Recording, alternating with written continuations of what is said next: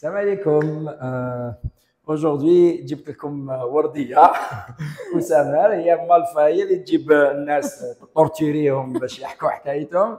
اليوم احنا اللي تقبضنا عليها وجبناها. On va essayer d'échanger avec elle et de comprendre شوية le parcours entrepreneurial تاعها surtout.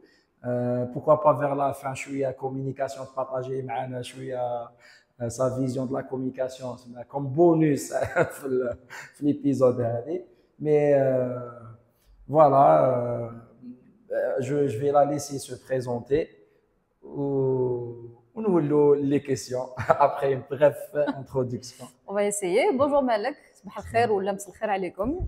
وردية وسمار, communicante intensément passionnée. J'aime bien me présenter sans forcément me focaliser sur l'aspect purement pro. C'est un challenge que je donne souvent à mon entourage ou là les gens que je rencontre parce que souvent on dit un informaticien, un développeur et tout, alors qu'on est plus que notre métier. Et ça, la communication, c'est vraiment dans mon ADN. Donc, je fais du conseil en communication. Je fais de la modération, c'est-à-dire que j'anime des débats. Hein? Ah, c'est vrai, tu n'as jamais assisté à une des conférences que j'ai modérées? Non, mais je me dis que je suis quelqu'un qui est très mauvais en communication. Ah, d'accord. Bon, ça y est, le prêt de client. Et je fais du podcast depuis 2019. Donc, il y a deux podcasts. Éclosion, qui est né en 2019, qui est un podcast dédié aux femmes algériennes. Et le deuxième, Hacker de Com. En fait, Hacker de Com, c'est le slogan de Table Ronde, qui est mon entreprise, lancée depuis 2 ans. Et le podcast, là, pour le coup, il accueille des hommes et des femmes avec des parcours complètement différents pour parler. Non, je suis très égalitaire. Ouais, très bien. Très bien. On te remercie. Grosso modo, c'est ça, sachant que j'aime bien le préciser, j'ai aucun diplôme en communication. C'est vraiment la passion Terry qui m'a menée ici, mais peut-être qu'on en discutera au cours de l'interview. Et je suis diplômée en management. Donc, j'ai fait 4 ans ici à Tizi Ouzou. Licence en sciences de gestion, option management. En fait, je suis partie en France pour poursuivre un master Hilton avant de revenir. Kif management. Management, oui. Voilà. Donc, la vie professionnelle, comment l'entrepreneuriat? Ça a été un long chemin. Franchement, jamais حطيت في راسي باللي un jour je vais me lancer. Ce dont je rêvais, c'était d'avoir un espace de liberté. Je me voyais devenir responsable d'un département, directrice, je sais pas, peut-être d'une agence ou quelque chose, mais sans que ce soit moi qui entreprenne l'action. Ça s'est vraiment fait au hasard des choses. Donc, j'ai commencé par le monde des agences. Rien ne m'est prédestiné parce que finalement, le profil Terim, sur lequel tu chauffes CV, tu dis, wesh راح يدخلها في le monde des agences. Sauf que ce que j'ai fait, j'ai établi une sorte de stratégie. Oui, je me suis dit, لازم نلقى une brèche باش ندخل في le monde de la com. Et qu'est-ce que j'ai fait? J'ai transformé une passion en compétence professionnelle. Et ça a commencé par l'écriture. L'écriture, en fait, c'est une des bases, avec la prise de parole, c'est une des bases de la communication. J'ai toujours adoré écrire. J'ai pas forcément toujours considéré ça comme une passion, parce que le collège, c'était une compétition pour moi avec le تعبير الكتابي في les examens de français, etc. C'est ce que j'adorais. L'étude de texte, je garde 1 heure pour la rédaction. Et c'est en 2006 que ça, j'ai compris que c'était une passion, que ça me faisait quelque chose et que j'avais finalement peut-être une prédisposition plus. Parce qu'initialement, je me disais, et je me suis rendu compte que pas forcément. Donc, c'est à partir de 2006, j'ai participé à un atelier d'écriture dans un festival qui s'appelle Raconta. C'est comme ça que véritablement j'ai mis Hadik l'étiquette. Comment je l'ai transformé en compétence professionnelle? J'ai travaillé avec un auto-entrepreneur en France où justement il n'avait pas forcément énormément de budget pour recruter. C'est ce qui m'a permis de commencer un petit peu à toucher au digital. Et il avait besoin de quelqu'un pour rédiger des articles pour son blog, de faire des interviews, etc. Donc, cette expérience-là m'a permis de valoriser cette compétence dans la gestion de projet, mais aussi dans la rédaction sur mon CV. Bon, j'ai passé 3 ans en France, mais À côté de ça, j'étais rédactrice pour Bab Dar Magazine, D'accord. j'avais fait de la radio, donc il y avait quand même des choses liées à la communication qui étaient en place sur mon CV et qui m'ont facilité la tâche. Donc, c'est là où j'ai intégré pour la première fois une agence. Donc, une fois que tu as mis les pieds, c'est le khadma où tu avances. Et en agence, c'est plus de la gestion de projet, etc. Exact. C'est ça. Exact. J'ai été recrutée d'ailleurs en chef de projet digital et il y avait deux community managers dans mon équipe. On était sur 2 comptes différents et après, c'est un apprentissage. C'est un apprentissage sur le tas. Mais pour moi, les agences, c'est des écoles en termes de gestion de projet. Complètement. Parce que la gestion de projet في الديجيتال وسورتو في ليدونتيتي فيزوال في كذا الكليون فريمون يهبل باسكو حنا باغ اكزومبل في الاي تي الكليون شد شويه روحه باسكو على بالو سي دو لا تكنيك بيور ما يدخلش فيها بزاف بصح شفت في لي زاجونس انا كي كنت في ميكروسوفت on faisait travailler les agences c'était vraiment il fallait beaucoup de sang-froid il fallait un relationnel béton parce que le client il se permet les couleurs il se permet beaucoup de choses donc c'est des projets ça aussi c'est un sujet justement le rapport client-agent c'est particulier ça forge un petit peu tout à fait j'ai remarqué بلي بزاف اللي جاتو على les agences يخرجوا l'entrepreneuriat ما باليش كيفاش mais en tout cas les agences déjà يخلقوا بزاف les agences منهم كامل les agences الكبار يخرجوا منهم énormément de petites agences c'est vrai donc alors je sais pas si ça mène systématiquement à l'entrepreneuriat c'est vrai qu'il y en a eu qui ont créé des agences d'ailleurs le parcours Terry je rencontrais des gens ils me disaient ouais allez tu crées pas ton agence et pour te dire que j'étais pas vraiment dans la perspective de l'entrepreneuriat je leur disais vous trouvez pas qu'il y a déjà assez d'agences c'est-à-dire, il y a pas mal, aujourd'hui, il y a pas mal d'agences qui font de la créa, de la pub, etc. Et ce que je disais, le jour où je vais créer un truc, mais sans avoir ni l'intention, ni l'idée même que j'allais me lancer un jour, je leur disais, le jour où je crée un truc, ça sera différent. C'est ce que je disais. Bon, table ronde reste petit pour le moment, mais quand même, je pense que j'essaye de remettre le focus à véritablement la communication. Parce que là, je fais pas de community management, je fais pas de la créa. C'est vraiment remettre la communication au centre de nos projets. Au fait, bon, c'est pas vraiment une interview. Il n'y a pas de problème. Je saute sur l'occasion, sur la parenthèse, quand il y a trop de confrères sur le marché, on a l'impression que c'est une mauvaise chose. Les jeunes entrepreneurs, l'inverse, l'absence de concurrence un marché, c'est un signe que marché مريض ما فيش assez de business بالك les pratiques فيه عيانين بالك les clients la qualité des clients n'est pas intéressante et le fait qu'il y ait des concurrents parfois ça stimule نحكي لهم نقول لهم شوفوا الحامس شوفوا الحامس تفهم c'est là où il y a énormément de concurrents entre guillemets اللي في الحق ماشي vraiment des concurrents parce qu'ils يتبيعوا même السلعه بيناتهم etc.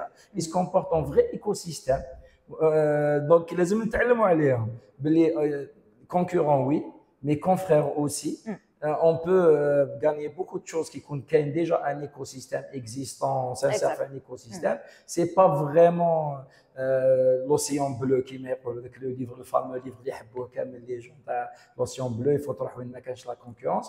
Oui, peut-être parfois, mais l'existence de concurrence, ça ne doit pas répulser ou la. Au contraire, ça stimule l'innovation parce que justement, quitte qu'on garde l'offre kiff, à un moment donné, tu te dis qu'est-ce que je peux apporter de plus ou de différent. Et même la collaboration inter-agence doit se faire. Elle se fait déjà d'une certaine manière où tu as des agences qui ne font pas de prod. Elles vont faire appel à une agence de prod. Mais on doit aussi stimuler cette collaboration-là pour sortir de beaux projets. Moi, j'ai eu la chance et le plaisir de collaborer, par exemple, avec Amachal, qui est une agence. Peut-être que de l'extérieur, on dit que c'est des concurrents, alors que je ne les considère pas comme des concurrents. Au contraire, c'est des confrères. On a réussi à faire un beau projet ensemble. Et je trouve que c'est quelque chose qui stimule le renouvellement. Non, c'est un mindset qu'on doit pousser en Algérie, de se comporter. On a déjà fait le GAN, les acteurs numériques, c'était de mettre une charte des adhérents. Où la première clause, c'est quoi la première clause de la charte? Concurrence. Non, la concurrence, oui, il faut se battre, mais déjà s'appeler confrère. Ah oui. Chaque binatna, comme adhérent, on doit s'appeler confrère et on doit pas dénigrer les autres confrères. On doit nous focaliser sur notre offre à nous, notre valeur notre valeur ajoutée, notre proposition de valeur en général, mais ne pas la positionner par rapport au fait de dénigrer un confrère. Ouais. C'est très important. D'ailleurs, c'est une jolie parenthèse parce que, à mon sens, si tu dois dénigrer un confrère pour exister, c'est quand même un gros problème dans le fond. Voilà, c'est effectivement. Exactement. Ouais. Donc, c'était un cheminement d'entrepreneuriat. Oui, c'est un cheminement. Première expérience en agence officiellement en 2015. Je suis restée, la première agence, je suis restée 1 an. 2017, ça a été une année un peu chaotique professionnellement parce que, si tu veux, le monde des agences est haïé quand même.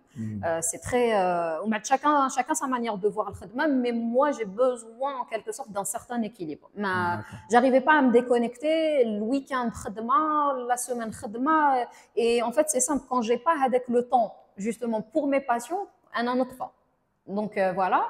La dernière agence dans laquelle j'ai travaillé, j'y suis restée 3 ans et demi. C'est vrai que c'était quand même assez différent. Et puis vers la fin, c'est tout un contexte qui m'a poussée un petit peu vers la sortie. Et entre autres aussi parce que j'avais remis en question mon métier. Parce qu'à un moment donné, tu travailles avec beaucoup de clients à l'agroalimentaire. Donc oui, tu valorises des produits, tu essayes de vendre, même si la communication, j'aime bien le préciser, n'a pas à vocation directement de vendre. Elle vient accompagner le marketing pour vendre. Et à un moment donné, je me suis dit, ok, je suis là et je pousse juste les gens à consommer. Et je me suis rendu compte aussi, avec toute l'expérience que j'avais eue en agence, qu'on avait déjà de gros soucis de communication au sein même des agences, parce que des fois, même les chefs de projet, ils communiquer, et tu as aussi un problème de communication entre les agences et les clients. Donc, comment on peut s'appeler agence de conseil en communication quand on n'en fait plus? Et ça a remis en question ma façon de voir et je me suis demandé ce que je pouvais bien faire. Honnêtement, quand j'ai décidé de démissionner, j'étais pas encore sûre. D'ailleurs, j'ai passé 2 entretiens. C'était un entretien, c'était les 2 à distance parce que je crois qu'il y avait encore, le Covid. Ah d'accord, mais ça a duré tellement le Covid. Oui, ça a pris du temps. Justement, les gens, des fois, ils sont dans l'empressement. Je suis vraiment partisane de le temps qu'il faut pour bien faire les choses. J'ai passé 2 entretiens. Si tu veux, la vibe n'a pas matché, donc c'était tant mieux. Ou la deuxième, écoute, on peut pas répondre à ta prétention salariale. Et là, je me suis dit, ok. En fait, je suis un peu parfois irritée de cette manie qu'on a, que ce soit à travers, plutôt envers les collaborateurs ou là, envers des prestataires, de dire, je veux ta qualité, mais à bas prix. Non, si tu es venu me voir, c'est que tu veux ma qualité et ma qualité a un prix. Donc, à un moment donné, tu dis non. Il est hors de question que j'accepte de me brader. Je précise, Wardia, c'était parce que tu avais une expérience derrière toi, tu avais un CV, c'est pas le comportement à avoir quand tu as commencé. Ah, ça c'est certain. Voilà. Ça, c'est certain. D'ailleurs, je vais revenir à le départ. Quand j'ai eu les 2 réponses, les 2 entretiens, je me suis dit, attends. Là, c'est 2 signes du bon Dieu qui te dit, rani ba'ath lek 2 entretiens, ça n'a pas matché, fahmi rohak. À partir de ce moment-là, je me suis dit, ok, fini, je ne veux pas que quelqu'un décide jusqu'où je peux aller, où est-ce que je dois m'arrêter, combien je dois toucher, c'est le moment de me lancer. Donc voilà, le temps de démissionner, le temps de faire mon préavis, c'était le mois d'août. Bon, le mois d'août, il y avait eu les incendies, c'était un peu chaotique. Septembre, j'ai repris 2-3 projets, je pense, en off. Le janvier 2022, j'ai commencé officiellement les démarches de table ronde. Voilà, ça c'est bon, on y reviendra. Et pour l'histoire du salaire au départ, bon maintenant je peux les parenthèses. Oui, c'est important. C'est important parce que moi aussi je l'ai vécu en agence en recevant des étudiants ou là même donc quand j'essaye de conseiller les gens t'as des étudiants qui ont 0 et quand je dis 0 expérience, mais même pas des trucs de bénévolat, de chef de projet dans un qu'on valorise énormément. Et bien sûr, bien sûr, on donne beaucoup de valeur à tout ce que vous avez fait, y compris qui soit, on va dire, semi-professionnel. Bien sûr. Parce qu'on a vu des clubs ou là, quand ils organisent des événements, c'est un niveau professionnel, quasiment professionnel. Bien sûr. Peut-être pas rémunéré, mais je les prends en considération parce que de la gestion de projet, de la communication, ils ont organisé des événements, parfois les professionnels. Bien sûr. Ça en dit long sur la personnalité parce que tu dis, l'étudiant ou l'étudiante, elle n'a pas voulu rester sans rien faire. Et même si c'est bénévole, mais tu apprends sur le terrain. Moi-même, j'ai appris la gestion de projet à travers les festivals auxquels j'ai participé parce que très l'organisation. Quand j'étais en France, j'ai participé au Salon des cadres algériens. J'ai animé, je me suis occupée de la gestion, de l'organisation. Chacun avait un pôle. J'avais le pôle culturel, tout ce qui est exposition, etc. Et on apprend énormément. D'ailleurs, je pense que si j'ai été par la suite en agence bonne chef de projet, c'est grâce à ces expériences. Et justement, ça a été valorisé sur mon CV. Pour l'anecdote, on m'avait proposé, je crois, 35 000 dinars ou 40 000 dinars pour commencer. Honnêtement, j'ai tiqué. Pourquoi? Plus ou moins, on était où? C'était en 2015. Hadith 2015. 2015. Et là, 2015 كنتي صافي طون خرجتي من لافاك كنتي j'avais fini en 2012 رحت لفرنسا قعدت حتى 2015 وليت. Voilà. Et là j'ai tiqué, je me suis dit non 35 000, faut pas exagérer. Et d'ailleurs, c'est ce que je leur ai dit. Je leur ai dit, écoutez, je ne prétends pas être une senior. Par contre, le CV TAI, le CV de quelqu'un qui vient de sortir à proprement dit de la fac. Qui en agence ou aujourd'hui, on reçoit plutôt des candidatures. ما يدير لك اوبجي ما يقول لك مسا الخير ما يقول لك كورديالمون ولا بيان يكتب لك بالاسم يبعث لك سي ميم با يل لو رونوم رونومي فو سي في ماشي سي في ديرو votre nom et prénom des petits conseils. Et en fait, je leur ai expliqué qu'excusez-moi, mais toutes les expériences que vous voyez de rédaction, de chef de projet, etc., c'est ce qui va faire que je serai une bonne collaboratrice chez vous.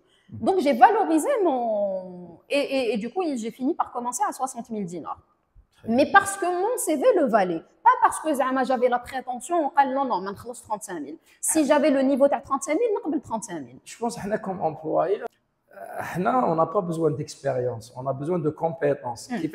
كيفاش جبتها la compétence كما قلت bénévolat خدمه في des projets عطاها لك ربي gratuitement طالعها لك في دماغك. Mais tu as la compétence. انا je paye une compétence. Exact. Je paye pas forcément une expérience ou une seniorité.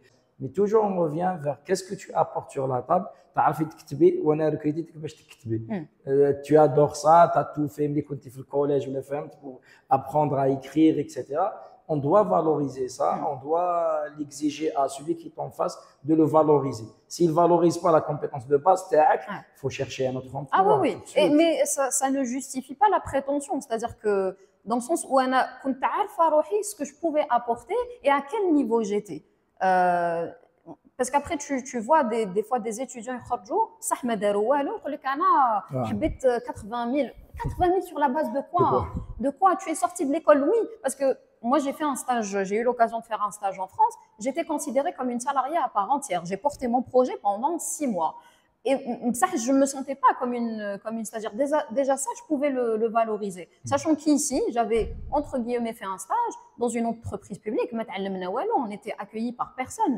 On a eu la chance où un directeur un peu plus haut, on va dire, dans l'échelon, nous avait accueillis, on avait discuté avec lui, mais sinon, et là, tu as des gens qui ne se rendent pas compte qu'à un moment donné, il faut déjà mettre le pied dans le monde professionnel. Ça ne sert à rien d'aspirer à avoir 80 000 dinars, mais le bédia. Au contraire, jusqu'à aujourd'hui, je fonctionne toujours par la preuve.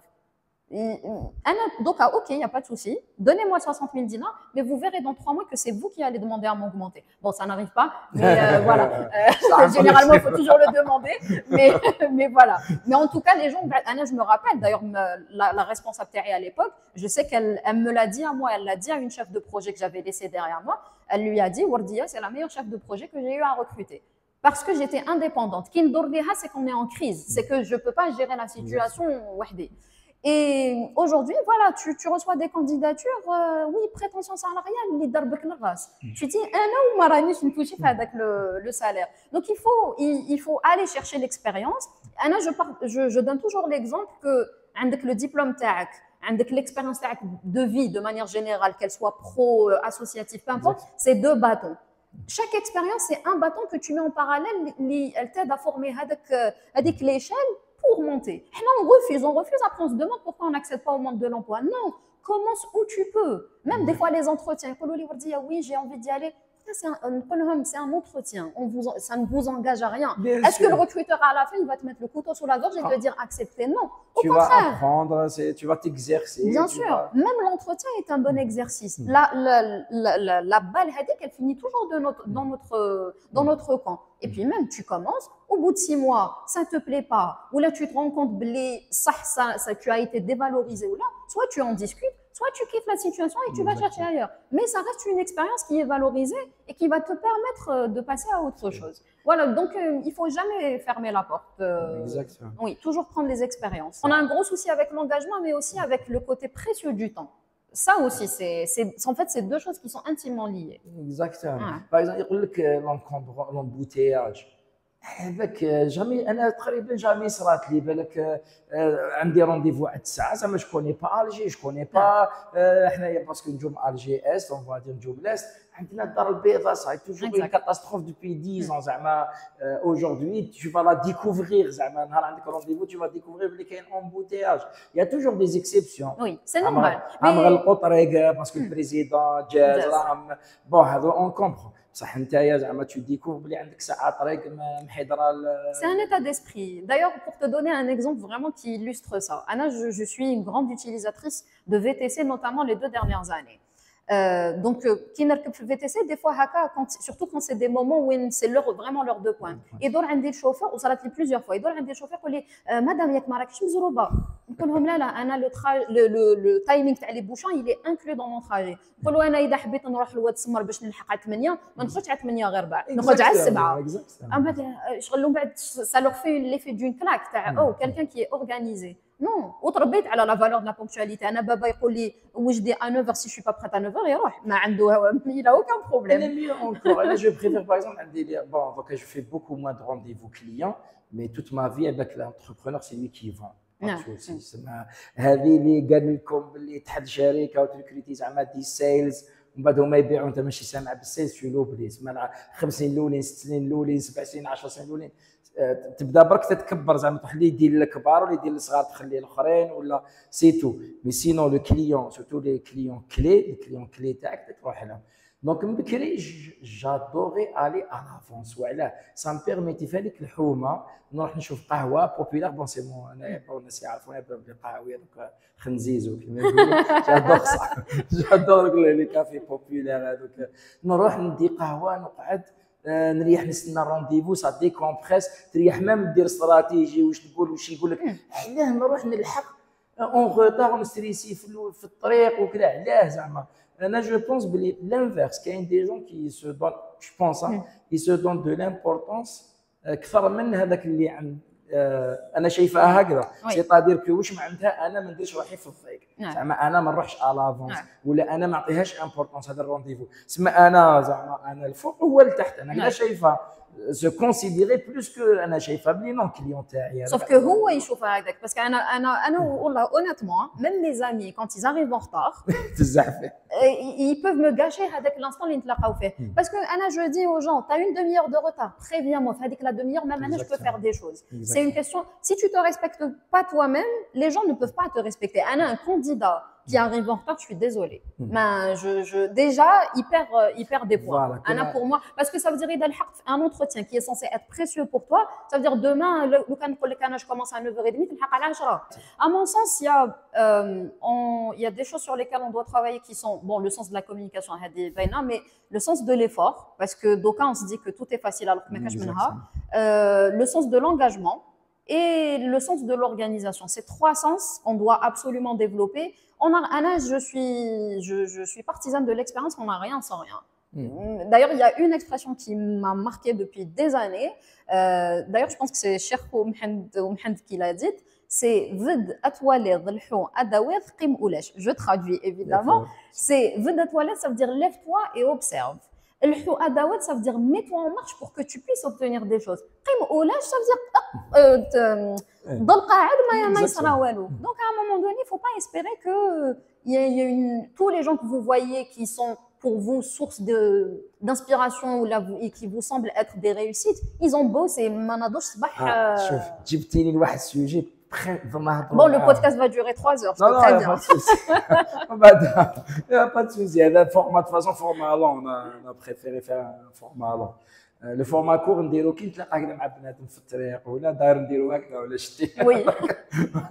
Donc, أنا نقول لهم بلي les histoires de réussite اللي راكم تسمعوهم تاع لي غران زونتربرونور ولا هادو عباك سي دو ستوري تيلينغ ابخي كو سيتادير كو ليستوار راهم يحكوها دوك سي با فورسيمون لا فري هيستوار شغل لو فيس دان غران اكسبلواتون مينيي في l'Afrique du Sud devient storytelling un self-made man بدا من الزيرو سي اونيكمون تمخمخ تاعو اللي لحقو اكسيتيرا ما يحكيلكش كاع يتكا لك لي زاني اللي ما قبل وين il avait toute une famille derrière, il avait une richesse, il a reçu beaucoup de support, etc. Au bout de la réussite, بدا يجيبها كان كبير. En plus des réussites كيما يقولوا دخل معاه واحد اخرين، باغ اكزومبل على ايلون ماسك باغ اكزومبل. Mais هما يشوفوا la dernière histoire qu'il est en train de raconter.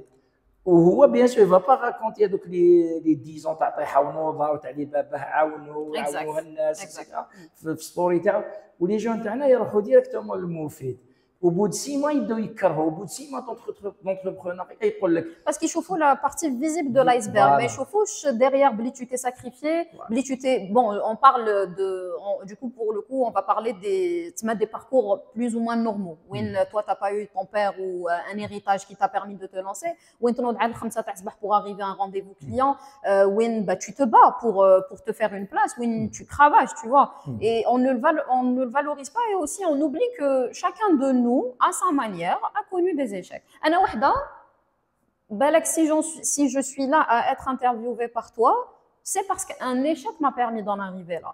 Même si, donc, je mets le mot échec entre guillemets, parce que justement, c'est la base de la réussite, à mon avis. Moi, ça a commencé en 2006. 2006, j'ai passé mon bac pour la première fois. J'ai passé mon bac 3 fois avant de l'avoir. J'ai mis beaucoup de temps avant de pouvoir en parler parce que ça m'avait marqué. À cette époque, tu comprends pas où est-ce que tu échoues parce que j'étais une bonne élève. Non, donc le taux d'échec est élevé, mais quand même, mais tu l'acceptes pas en étant un bon élément. Le point positif, c'est que l'année blanche qu'a connue la Kabylie, ma mère on a pu sauter de classe. Ce qui fait que j'avais quand même une année d'avance. Je le repasse en 2007. Je me dis, je suis ni la première ni la dernière. Allons-y. Je le repasse, je l'obtiens pas. La deuxième fois, honnêtement, la pilule n'est pas passée. Mon père, il m'avait donné même un bout de somnifère pour pouvoir m'endormir. Je crois que c'est la seule fois de ma vie où j'ai pris un somnifère.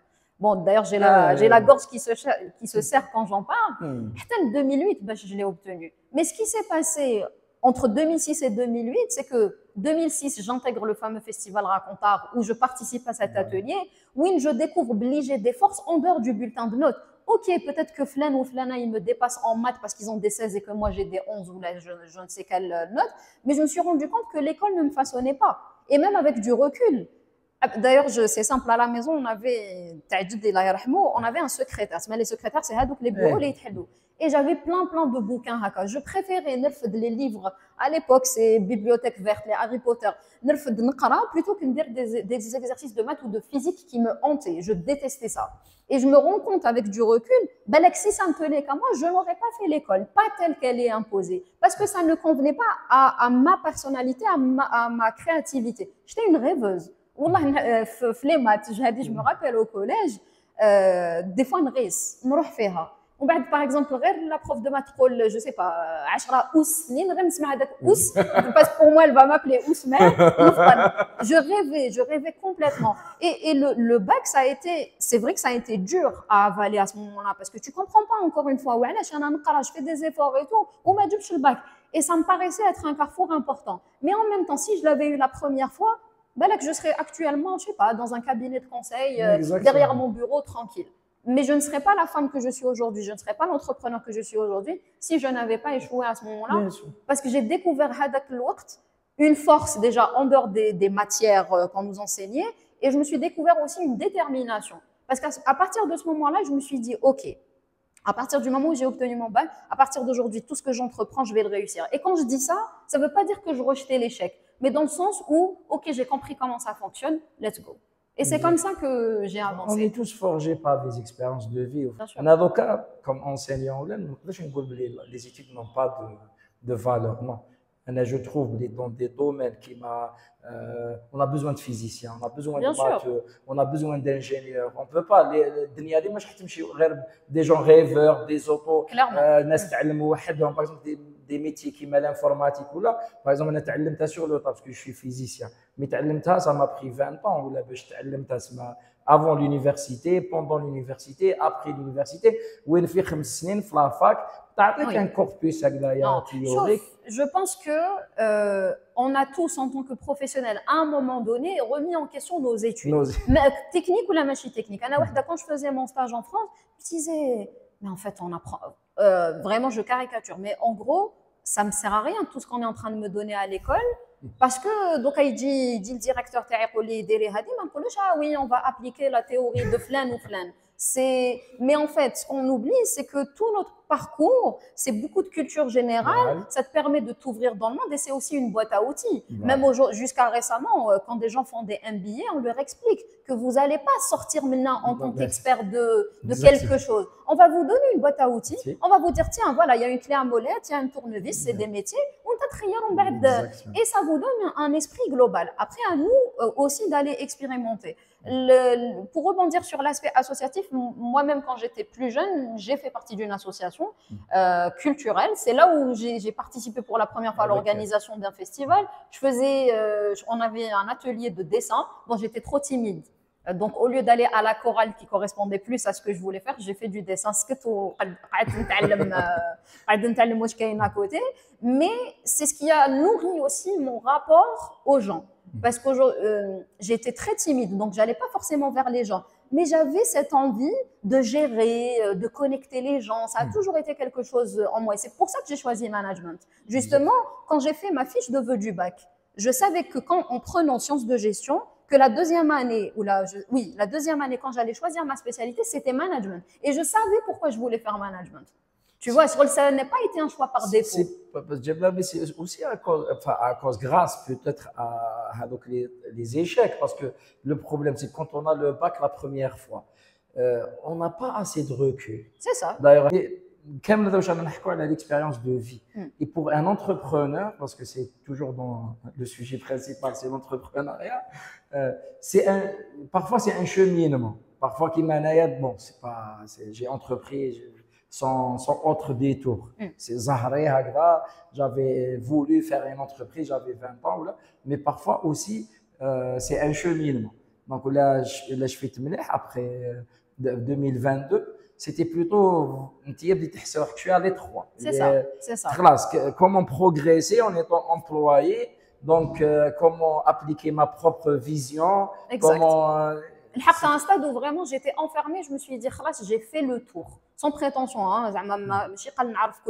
mais du moins dans le périmètre dans lequel je voulais évoluer, ça y est, j'avais touché à tout. En plus, honnêtement, j'étais en bonne position parce que j'étais en transverse, donc je m'ennuyais véritablement pas. Dans l'agence, aucune journée ne ressemblait à une autre. Parce que j'étais avec les chefs de pub, avec la créa pour avoir mon avis sur des affiches, alors que généralement, ils n'appellent pas ni les marketeurs, ni les chefs de projet.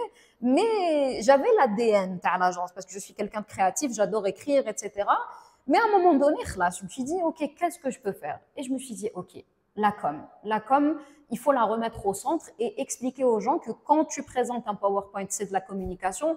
Quand tu passes un entretien, tout est communication. J'aime le souligner. On est en train de communiquer. Certes, il y a un style, il y a un ton, il y a un format, mais la manière dont on va faire passer le message est toujours importante. Exactement. Et qui m'a raconté la relation avec agence client, à un moment donné, je me suis dit, OK, c'est un an, agence de conseil en communication. Quand je donne un conseil à mon client, mais il se manège. C'est toujours voilà, tu te retrouves à exécuter. C'est pas normal. Pour vous faire une confidence, à un moment donné dans ma carrière, je me suis retrouvée bloquée par ma cliente au téléphone. Anna ou la chef de projet. Parce que je ne suis pas allée dans son sens. Et alors que je l'ai conseillé pour le bien de la boîte. On s'en est rendu compte à un moment donné parce qu'on n'arrivait pas à la joindre. Et quand on a parlé au DG qu'il a essayé de l'appeler, ça a marché. On s'est rendu compte qu'elle nous avait bloqués. Ce n'est pas normal. Et aujourd'hui, l'entrepreneuriat, en fait, me permet de choisir mes projets, de choisir les personnes avec qui je bosse. C'est-à-dire que si on n'est pas aligné sur les mêmes valeurs, désolé, je ne peux rien faire pour vous. Je n'ai pas envie de me forcer à travailler sur des projets qui ne m'apportent rien. Et quand je dis qu'ils ne m'apportent rien, d'ailleurs, pour te dire, bien sûr, d'ailleurs, même quand je parle de table ronde, voilà. Et je le dis, je l'ai dit dans plusieurs interviews, dans plusieurs discussions, si vous vous lancez dans l'entrepreneuriat pour l'argent, vous vous trompez de chemin. غير غلقوا عاودوا ولوا salarié. Parce que si tu le fais pour l'argent, c'est pas l'objectif principal. Je pense que tous les entrepreneurs qui ont mené à bien des projets et ont réussi à installer leur entreprise avaient une mission derrière, d'apporter une amélioration, d'apporter un nouveau service, mais d'avoir véritablement un impact sur un écosystème en particulier. Et moi, c'est ça que je voulais. D'ailleurs, ce qui me fait plaisir aujourd'hui, et j'estime peut-être que c'est une des cases que j'ai réussi à cocher par rapport à Table Ronde, c'est qu'à la fin d'un podcast, à la fin d'une modération ou là, à la fin d'une séance de travail, quand on vient me dire Wardia, wallah sah à cœur de femme. Et je me suis dit, si les gens arrivent justement à m'associer à ce slogan que j'ai mis du temps à choisir, c'est que ça ne veut pas dire le haqq. J'ai énormément de chemin encore à faire. C'est un très bon début. Mais c'est un bon début. Parce que le slogan, je pense que j'ai mis 6 mois avant de le trouver. Mais je ne me suis pas pressée. Justement, je pense qu'on se met trop la pression. Moi, j'échange beaucoup avec les gens aussi sur Instagram. Et qu'on lui dit, oui, Wardia, j'ai envie de lancer ça, mais je trouve que ce n'est pas encore parfait. Tant que vous chercherez la perfection, vous ne ferez jamais rien. Il faut garder à l'esprit qu'un service, qu'un produit, peu importe, grandit à la rencontre de son public. Honnêtement, quand j'ai lancé Table Ronde, et c'est l'illustration, c'est simple, mes éléments de langage, c'est toujours les mêmes. Table Ronde, ça a été à un moment donné une sorte de bateau qui était capable de flotter, qui était capable d'avancer. Tu m'amènes pouliche, on bête. C'est au moment de naviguer, j'ai rajouté des rameurs, j'ai rajouté des voiles, des moteurs, etc. Mais si j'avais attendu, je ne me serais toujours pas lancée 2 ans après. Exactement. Et aujourd'hui, l'idée de Table Ronde a évolué. Il y a des choses qui sont venues se greffer, mais qui n'auraient pas pu se faire si j'avais pas été à la rencontre de mon public et si j'avais pas été si tu veux, faire mes offres aux gens avec lesquels je travaille.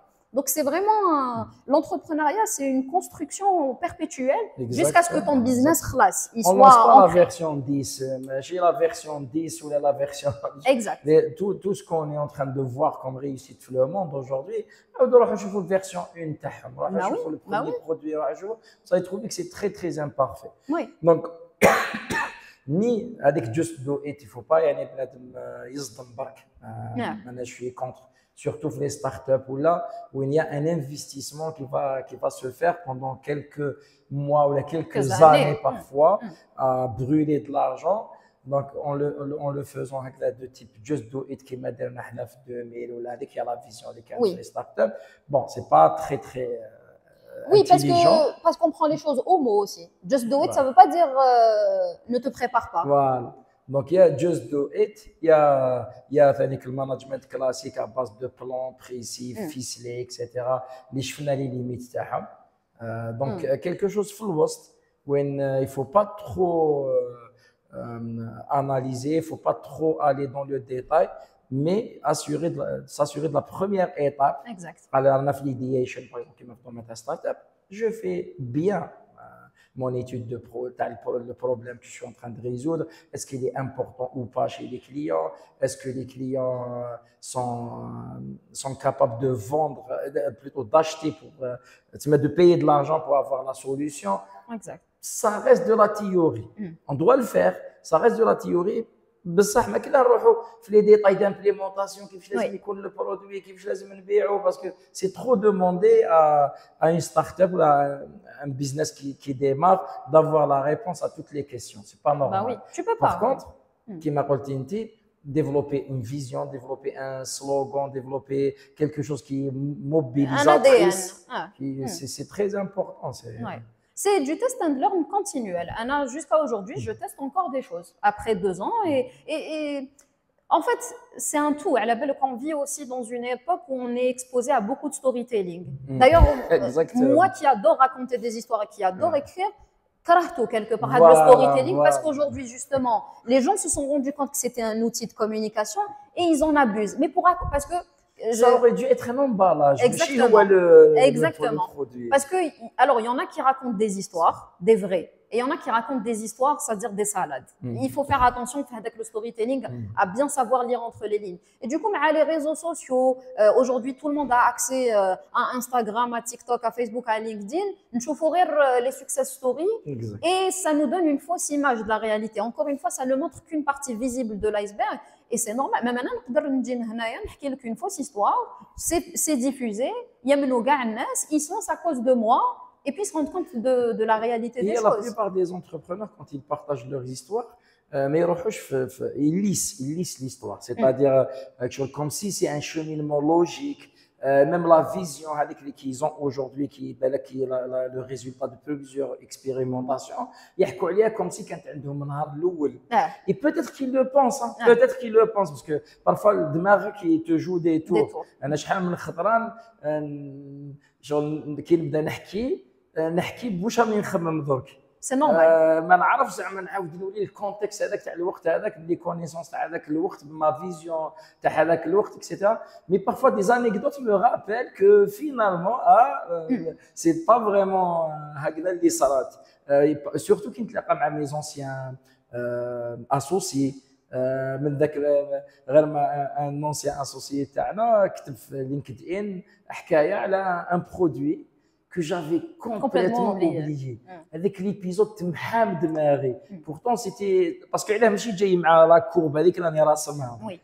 C'est des points en dehors de et puis c'est non, en fait c'est comme quand tu es dans une voiture, tu roules et les paysages ils défilent mais tu retiens pas forcément tout. Tu vas retenir des choses assez des messages clés balak mais c'est de l'incrémental. Il faut faire attention à les histoires là نسمعوا بهم les réussites ماشي هكذاك خادمين. Nous sommes des êtres humains, on change beaucoup d'avis, c'est normal. Même les échecs, parfois même des échecs. Bien sûr.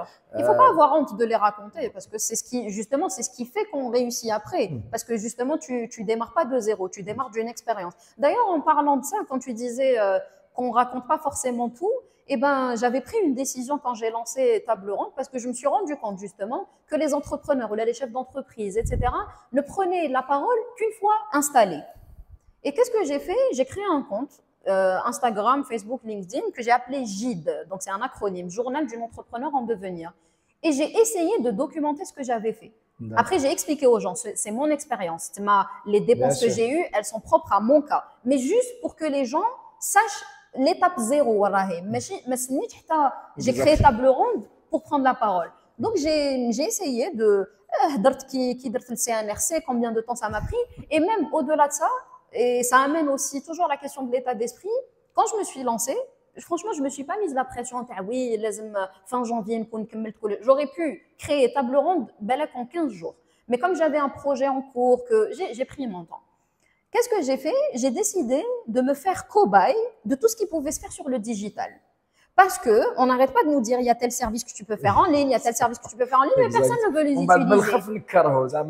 Premier bug, voilà. Et puis, je pars du principe que nous sommes des acteurs de l'écosystème, nous sommes des maillons de la chaîne de l'évolution, que moi, si je n'utilise pas le service que tu me proposes, tu ne pourras pas le faire évoluer. Exactement. Donc, à un moment donné, il faut arrêter avec le blocage qu'on crée nous-mêmes ou même on en veut à l'État de ne pas l'avoir fait évoluer, alors que toi, en tant qu'utilisateur, tu n'as pas voulu. CNRC, je l'ai fait un jeudi, ma dénomination, je l'ai faite un jeudi, je l'ai eu un dimanche. Bon, j'ai poussé mes coups de gueule. Hein. Je pense que je fais au NES 2022, j'ai poussé un coup de gueule à l'assurance, à la Casnos. J'ai été appelée de toutes les directions. Mais ces personnes, ces mêmes personnes, se sont rendus compte de certaines erreurs techniques grâce au coup de gueule que j'ai poussé. Et j'explique toujours aux gens que quand j'essaye de dénoncer des situations pour dire que telle chose n'est pas normale, ce n'est jamais avec une intention de porter préjudice à la marque ou à l'entreprise. Au contraire, je considère que c'est mon devoir de te dire « Ah, Abdelmalik, tu m'as envoyé ça, mais chauffe avec le bouton, parce que si je ne le fais pas, il y a 10 personnes qui vont l'utiliser derrière, qui vont abandonner l'application parce qu'ils n'ont pas eu la culture du feedback. » Voilà. Et du coup, j'ai fait tout ça, j'ai pris le temps. Je me suis dit, même si ça me prend 3 mois, ma'alish. Et j'ai tout testé. Et franchement, tout le monde me dit, oui, mais créer une entreprise, c'est difficile. Pour moi, qui suis dans le service, parce que la production, c'est autre chose, ça n'a pas été difficile. Ça, sauf à mon sens, aujourd'hui, en Algérie, on souffre de schémas hérités. On aime noircir le tableau. Je ne dis pas que tout est parfait, je ne dis pas que tout fonctionne naturellement et que tout roule. Mais il y a des choses qui fonctionnent, c'est nous qui refusons de les utiliser et nous sommes responsables. Aujourd'hui, c'est que là où on pousse tous ensemble, généralement ça avance. Juste, on avait un schéma de comportement purement individuel. C'est-à-dire, j'avais des problèmes quand j'ai voulu exporter de l'intelligence algérienne les années 2005, 2006, etc. C'était un blocage total. Parce que l'administration à l'époque, déjà, mais l'export et le peu d'export qui se faisait, يخرج produit ويدخلوا دراهم. Alors حنا يلحقونا دراهم. كانوا يشوفونا يحطونا في تمويل الارهاب. هذاك تاع لي بلونشيمون دارجون ولا يجوزونا في هذوك لي سيركوي باسكو علاش تو ريسوا انت دي دوفيز. راني شايف حنا شفنا ذاك الوقت ديريكتور في المينيستير تاع لي فينانس واش قالنا عليك تهبلوا روحكم ما تقول لهمش يخلصوكم ليه يا سي اونتربريز ما يعطوكش دراهم في يدك سي غروند اونتربريز يخدموا معاها يتو فير في ان كونت etc. Avec le temps, les choses ont changé. Quand est-ce que nous déjà en groupe, c'est le secteur en général il dit qu'il y a un problème. Donc, ماشي كيما بكري كنا كل واحد يسيي يريغلي البروبليم تاعو وحده. Donc déjà il y a des choses qui doivent se régler dans un cadre collectif. Il faut qu'on apprenne à travailler ensemble, à aller voir les institutions ensemble pour régler des problèmes collectifs. En plus, qui m'a dit de tester, de pousser les choses à la limite. Parce que le deuxième aspect beaucoup de blocages, c'est individuel. C'est avec le benadem qui ne veut pas travailler, qui va te dire kada ou kada, ou il va botter en touche, etc. Donc, il vient des raccourcis, معرفة حكم التليفون عيط من هنا. هذا qui va continuer à faire. Exact.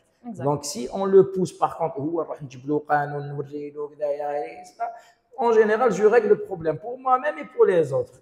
C'est ce comportement qui nous manque احنا في la génération تاعنا d'entrepreneurs. C'est ce que je déplore actuellement, c'est qu'on a d'ailleurs j'ai écrit un article là-dessus sur la culture du feedback, on n'a pas la culture du feedback et la culture du signalement. Même je pars du principe que même le commerçant du coin qui dit que هذيك 100 دولار c'est 5 dinars, c'est rien. يديها لك c'est pas normal. Ça va تقولي 100 دولار انت. 100 دولار. Je suis pas si jeune, je sais que cool, d'accord. 2000 Et on n'a pas cette 100 دولار. Oui, 100 dollars. Du coup, on n'a pas ça, ce truc. Je sais pas, je vous donne un exemple. Si tu vas dans un resto, quand on te sert une shorba, la shorba est censée être mangée chaude. Si on te la sert froide, tu n'es pas censé la manger. Tu rappelles le serveur, tu lui dis la barda. Gentiment, etc. C'est ça, on est obligé de signaler. Tu sais, encore une fois, on fait partie de cet écosystème et on a notre rôle à jouer individuellement. L'autre exemple que j'aime beaucoup citer, c'est l'utilisation des CIB et des dahabia. De temps en temps, je crois que chaque année, je fais le sondage sur mon compte Instagram pour dire qui d'entre vous a une CIB, qui a une dahabia et qui l'utilise. Ils l'ont tous, ça. Ils l'ont tous. On n'a pas confiance. D'accord. Donc, quand vous allez à l'étranger, que vous ouvrez des comptes bancaires, que vous avez des cartes, vous faites confiance. Mais l'Algérie, qui est aux normes internationales, qu'on se le dise, moi, je pense qu'on n'a jamais eu de problème de sécurité. Même en termes de réglementation, les règlements les pays les plus développés, on est complètement aux normes. On n'a pas confiance. D'accord. Dans ce cas-là, l'agence Algérie Télécom, la Sonalgaz, c'est normal parce que tout le monde paye les factures. Même demain, quand on est dans une administration à l'étranger, parce que tout le monde a le même réflexe. Mais si vous ne l'utilisez pas, on va dire que oui, le e-commerce ne va jamais évoluer, ou ils ont que parce que les gens ont adopté, ils ont essayé. À un moment donné, la CIB ou la dahabia, elle ne va pas évoluer s'il n'y a pas de feedback du consommateur. Alors là, Wardia, quand tu fais le manque d'expérimentation dans le domaine professionnel, c'est incroyable. C'est incroyable, parce que le comportement, on va dire, de chaque entier, fait بزاف les aspects, c'est trop complexe. بصح un business, normalement, في le B2B, هما اللي expérimentent, c'est-à-dire انت un patron d'entreprise, جات technologie جديدة, il est rationnel, يشوف شحال تسوى, quel est le risque, etc. شوف, في الجزائر, chaque patron industriel ولا يروح يشوف الحاجة اللي تباعت le plus في le monde, ou il تباعت le plus في 10 dernières années, et il investit فيها. عندهم et c'est un problème pour les startups, c'est un très grand problème. Et j'espère que Kaina Mismao Fina, en patron d'entreprise, le sens de l'expérimentation, zéro. الجزائريين باغ اكزومبل نهار داروا بالك سي ان بو ان اكزومبل شويه خارج على لو دومين لي مينوتري هذو لي مينوتري الجزائر elle a investi pour 160% des besoins algériens وعلاه البنكات كانوا يمدوا دراهم البريفي كاع جاب دي مينوتري كل مينوتري يجيبوا بولير سي لا رويز دي مينوتري لو ميم الجيريان اللي ما يسبقش الحيط على الوزين تاعو ما يسبغوش خليه هكذاك بالتلباس بصح الماتيريال يروح يجيب هذيك زعما لا مارك لا بلو كوني يشوف لي سومي هذوك لي تراكتور غوتيي اللي يعطيوهم حنا السومي غير الفولفو والمرسيدس وكذا وعلاه سي دي جون كي اون peur d'expérimenter. Même ils jouent de nouvelles marques, ils jouent alors étrangères, de nouvelles marques, mais qui ont fait leurs preuves en Chine, en Turquie. jamais يريح في القديم قال يا ودي الفولفو معروف دونك بعد هذه جابوها لنا اوسي في التكنولوجي اكسبيريمونت جامي يروح عندهم هذا لو جون انتربرونور اكسيتيرا والو تي راك تبيع لهم دي شوز كلاسيك لو كونساي ان كومونيكاسيون اكسيتيرا سي كيلكو شوز كي دات اسكو تحسي بلي يزيزيت شغل même la valeur banque ou la valeur ajoutée, mais ils hésitent un petit peu. Alors, deux choses. Juste pour rebondir sur ce que tu disais, c'est simple, il faut juste se poser la question aujourd'hui, qui parle de recherche et développement maintenant? C'est un concept qui reste très abstrait. C'est invention. Pour voilà. Eux, c'est invention. Quand tu parlais d'expérimentation, qu'est-ce qui se passe, notamment dans l'univers des startups? Donc, par exemple, je te dis, voilà, Abdelmalek, je vais lancer une application, je sais pas, de livraison de quelque chose en particulier. En vrai, il y a des gens qui se sont dit je vais lancer la même chose, mais ils vont pas le faire. Ça qui lancer un ou non, on attend toujours qu'il y ait un exemple pour aller. Bon, si tu veux, la concurrence, elle se crée aussi comme ça. C'est comme les agences de communication. L'objectif n'est pas d'en avoir une, mais on attend toujours.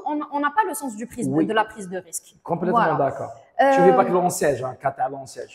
Qatar l'on siège, pendant 20 ans, 15 ans, mais personne ne t'interdisait aux jeunes d'aller ramener des machines à outils.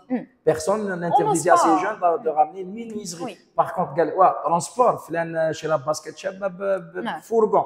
Tout le monde a ramené un fourgon parce que chef ou l'exemple, on n'ose pas assez et surtout on essaye toujours d'être validé par les autres, de ne pas prendre trop de risques parce que ok, c'est bon, il me rassure. Et alors que non, déjà l'entrepreneuriat, si tu prends pas de risque, l'entrepreneuriat en elle-même, à partir du moment où tu décides de switcher de salarié à entrepreneur, c'est déjà une prise de risque. Elle est inhérente à ton parcours. Pour en revenir à ce que tu disais, alors la communication c'est très particulier parce que justement il y en a beaucoup qui la considèrent encore comme un accessoire. Ils vont se rendre compte que la communication est importante le jour où il aura une crise et qu'il se rend compte qu'il ne sait pas communiquer sur sa crise. Mais la communication, elle est partout. Anna, je le vois. Je suis en observation permanente quand je vais à des événements, quand je modère, quand j'écoute des choses à la télé.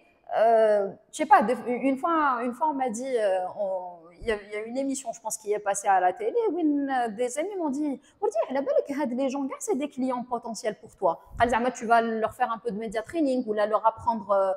Ok, il y a une chose que vous ne prenez pas en considération, c'est qu'entre toi et moi, il y a deux choses qui sont assises. C'est les égos. Quelqu'un qu'on présente, Abdelmalek Chita, physicien de renommée, etc. Non, c'est pour illustrer. Pour rendre hommage un peu à ton diplôme.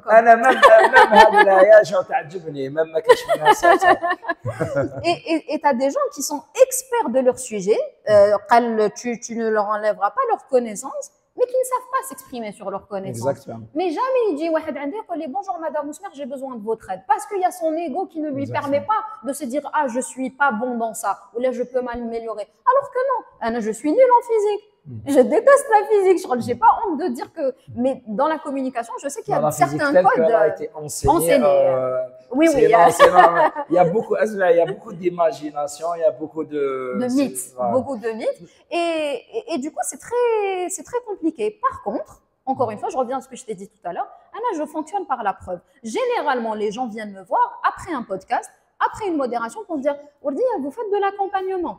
Parce que chafo. Je ne dis pas, je ne suis pas là pour dire non, c'est non. Mais je m'installe comme communicante, je leur montre ce que je sais faire, après ils viennent me voir. C'est la seule manière de contourner l'ego. Parce que c'est quand ils voient, ben là, ils font une auto-comparaison, ils se disent, ah, peut-être que je peux faire comme elle ou comme lui, s'il y a un intervenant qui est intéressant. Mais c'est dommage, parce que la communication, c'est ce qui justement permet à votre message d'être audible. Ah, j'ai vu des gens arriver présentés comme des experts, on m'a dit, Jib al-warqa, yaqra. Non, quand on vient en conférence, quand on vient écouter un talk, c'est un talk. Il n'est pas dit, il n'est pas interdit de prendre des notes, il est pas. Mais il y a des petites choses qu'on peut améliorer. Une autre chose que j'observe beaucoup à la télé, ok, je peux comprendre que quand on parle de sujets graves, bien sûr, les situations ne se prêtent pas au rire. Quand on parle de guerre, de mort, etc. Mais quand on parle de digital, voilà, on peut pas montrer un peu d'enthousiasme. Tu remarques le plateau télé, tout le monde a le visage fermé. Parce que tout le monde est stressé. Voilà. Parce qu'ils ne sont pas accompagnés. Voilà. Parce que derrière, il n'y a pas de préparation. On se dit, allez, j'arrive avec mes gros sabots et je m'installe. Non, mais là, on vient me voir. Le freestyle, voilà. Encore une fois, on m'écrit parfois sur Instagram ou là, les partenaires que j'accompagne, des gens sur LinkedIn m'écrivent, me disent, Wardi, tu as l'air, t'as vraiment une aisance à parler. Ça m'a pris des années. J'étais timide. Je n'étais pas capable de tenir une discussion comme ça, sans devenir rouge, sans avoir les larmes aux yeux, sans mettre une nouge. À quel point j'étais timide. Mais en même temps, et c'est là où c'est une force, c'est que c'est ma timidité qui m'a permis de devenir une bonne communicante. J'étais tellement sage quand j'étais petite. C'est simple. Tu me dis, reste là. 24 heures, tant que tu m'as pas dit de bouger, j'ai pas bougé. J'étais comme ça. Mais j'étais tellement timide que le fait justement de qu'est-ce qui se passait? J'ai ouvert grand les yeux et j'ai ouvert grand les oreilles. Et la communication, elle se nourrit d'écoute et d'observation. C'est pour ça qu'aujourd'hui, je considère être devenue une bonne communicante. Et après, bon, c'est les gens aussi qui le disent. Mais je prétends, mais voilà. Voilà. Mais juste pour te dire que c'est un travail. Et même pour devenir modératrice, ça m'a pris du temps aussi, c'est l'expérience. Je ne vais pas sur scène en prenant le micro.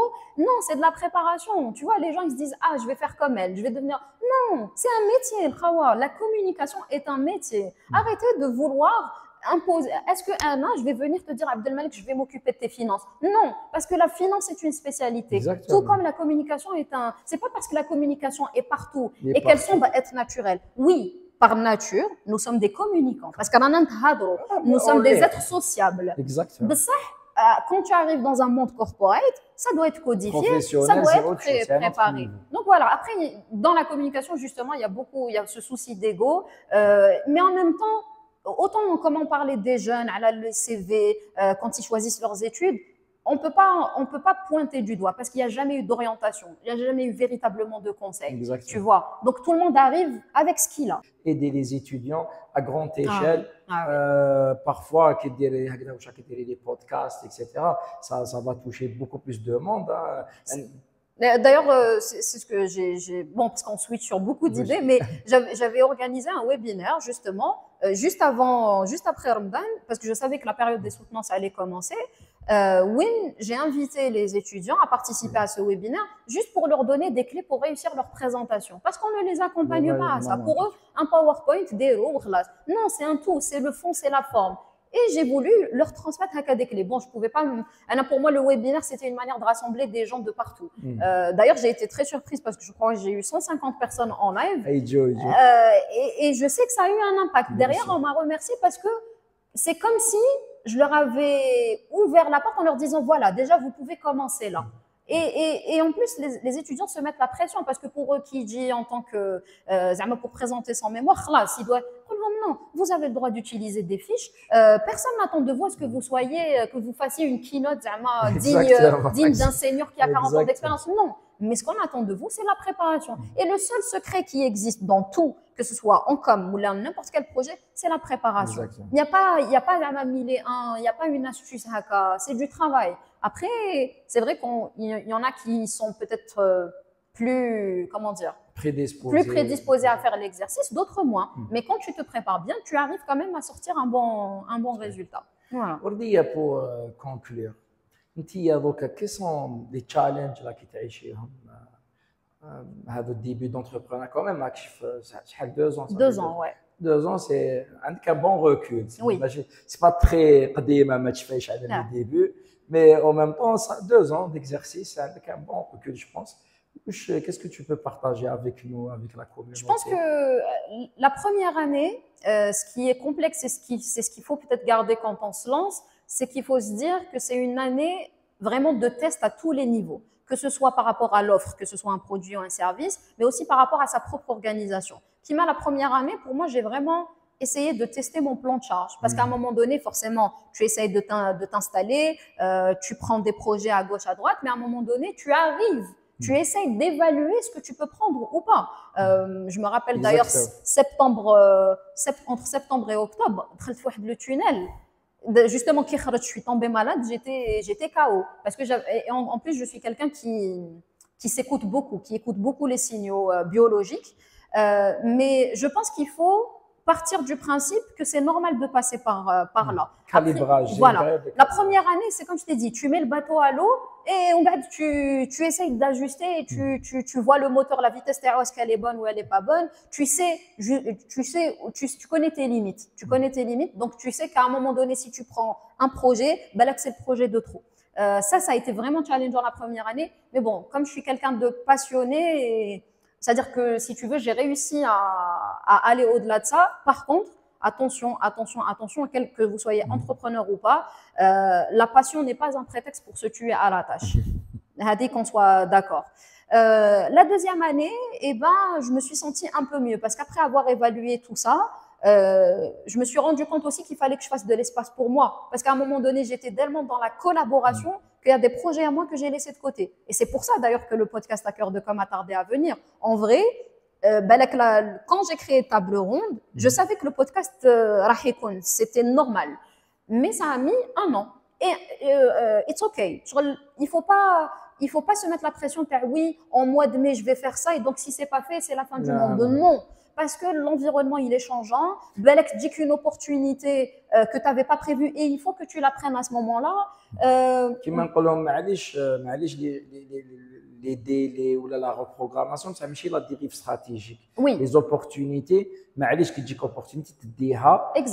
بصح il faut toujours revenir لهذاك la direction كنت حديها parce que تخافي بك la dérive stratégique opportunité après opportunité تلقاي روحك une vision à part ولا. Et Anna, j'essaye de maintenir justement l'ADN, le fil conducteur qui est vraiment rester dans la communication, la remettre au centre de nos collaborations et de nos projets. J'ai testé des choses, mais qui n'ont pas fonctionné, qui ne convenaient pas finalement à comment je voulais mener ma barque. Du coup, aujourd'hui, je suis en train de les ajuster. J'ai aussi, ça aussi, des fois, on me dit oui, mais Wardia, tu travailles trop, tu devrais apprendre à dire non. J'ai jamais eu aucun problème à dire non. Et justement, tout à l'heure, tu parlais quand on disait que le business, oui, c'est aussi gagner de l'argent. Mais à quel prix aussi tu vas gagner cet argent? Je vais vous dire, moi oui, c'était en 2023 du coup, j'ai laissé passer un devis qui était hyper intéressant pour ma boîte parce que ça s'alignait pas avec mes valeurs, parce que j'ai eu des propos qui allaient contre la vision que j'ai du consultant. Quand vous recrutez quelqu'un ou là, quand vous faites appel à quelqu'un pour intervenir dans votre entreprise, bien sûr, il doit y avoir de l'écoute, bien sûr, il doit y avoir de la communication, mais en aucun cas, tu me recrutes ou là, tu fais appel à moi pour m'imposer ce que toi, tu veux faire. Non. Anna, j'ai eu un propos, d'ailleurs, c'est ce qui m'a fait couper la collaboration. Je devais faire une sorte d'audit. Donc, il fallait que je parle aux collaborateurs. Pour lancer une solution, il faut que je comprenne le problème. Et pour comprendre le problème, il faut que je parle à tout le monde. En fait, j'ai eu le responsable, le PDG, qui me dit par contre, madame, ça, syndicat. Ok, et là je me suis dit, ok, désolé monsieur, mais c'est plus possible. D'ailleurs, j'ai rien pris, hein. J'ai eu 0 dinar sur parce que ça commençait à peine, mais j'avais même pas envie qu'ils me donnent de l'argent parce que ma mission c'est pas ça. Ma mission c'était et j'avais accepté la mission justement parce que je me suis dit que c'était un beau challenge et qu'il y avait un beau chantier à prendre en charge. Beaucoup de projets très lucratifs ont été la cause de l'échec de l'entreprise. Voilà. Donc, il faut toujours. Il faut garder en tête sa mission. Encore une fois, si vous le faites pour l'argent, ou là, je ne le fais pas pour l'argent. Moi, ce qui me motive dans la vie, c'est l'impact. Et j'espère que, Anna, pour moi, mon objectif ultime, c'est que Table Ronde soit véritablement une référence en communication et que j'arrive justement à le revaloriser aux yeux de beaucoup de gens. En termes de challenge, voilà, c'est vraiment plus organisationnel. Parce que tu réfléchis constamment à comment trouver l'équilibre entre ce qui te fait gagner de l'argent et donc ce qui fait avancer réellement ta boîte et aussi les projets qui nourrissent ta vision. Mais ça nécessite de la recherche et ne croyez pas que c'est facile. Juste ne vous laissez pas influencé par toute l'image que vous avez. Aujourd'hui, je suis fière, franchement. C'est la deuxième ou troisième plus belle décision que j'ai pu prendre de ma vie que de me lancer. Je suis très heureuse de ce parcours, mais ne croyez pas que j'ai pas pleuré, que j'ai pas eu des moments de fatigue, des moments où je suis pas tombée malade et des moments de doute. Parce que quand on est entrepreneur, il y a quelque chose aussi dont on ne parle pas beaucoup, c'est le syndrome de l'imposteur. Moi, je l'ai rencontré, c'était dur. C'est dur parce que même qui n'a pas bravo, عندك عفسه في راسك تقول لك mais qu'est-ce que tu fais انتيا entrepreneur انتيا communicante et il faut apprendre à lutter contre ça. Après si tu veux j'ai un peu trouvé la combine en me disant OK dites-vous c'est la formule que je me suis trouvée pour me guider. Le syndrome de l'imposteur a le vertige, donc pour vous en débarrasser prenez de la hauteur. Voilà. Alors, le sens de la formulation que je n'ai pas. Merci beaucoup Wardiya. Merci à toi Abdelmalek, merci à toi de m'avoir accueilli. C'était un plaisir. Pareillement. يعطيكم الصحة l'équipe. Prochaine.